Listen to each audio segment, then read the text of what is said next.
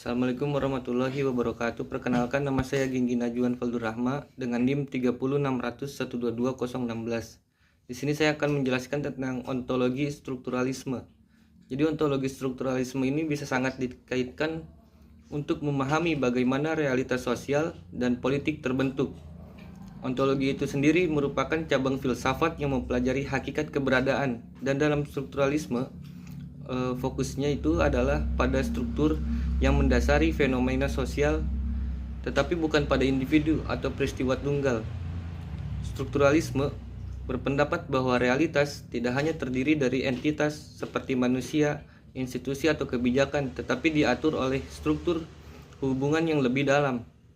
Struktur ini seperti kerangka yang tidak terlihat, yang menentukan bagaimana elemen-elemen dalam sistem berinteraksi.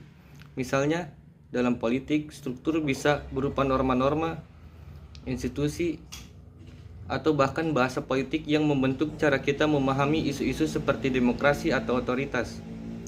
Ciri utama ontologi strukturalisme adalah bahwa identitas atau makna suatu hal tidak berdiri sendiri, melainkan ditentukan oleh hubungan dengan elemen lain dalam sistem. Contohnya adalah konsep pemimpin yang bermakna karena ada pengikut atau oposisi dalam struktur politik. Inspirasi besar strukturalisme datang dari linguistik, khususnya karya Ferdinand de Saussure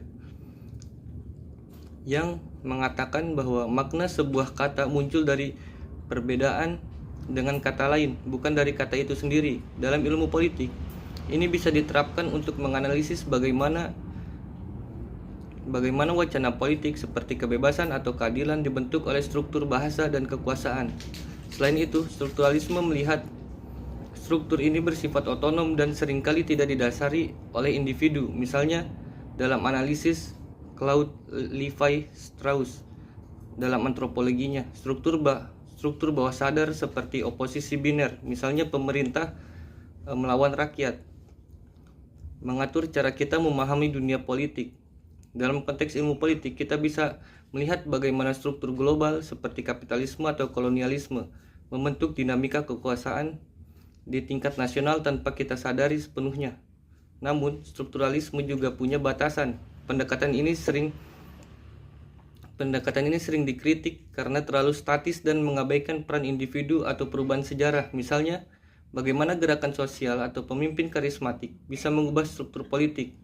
Nah, di sini poststrukturalisme hadir, seperti pemikiran Michel Foucault yang mencoba menjawab ini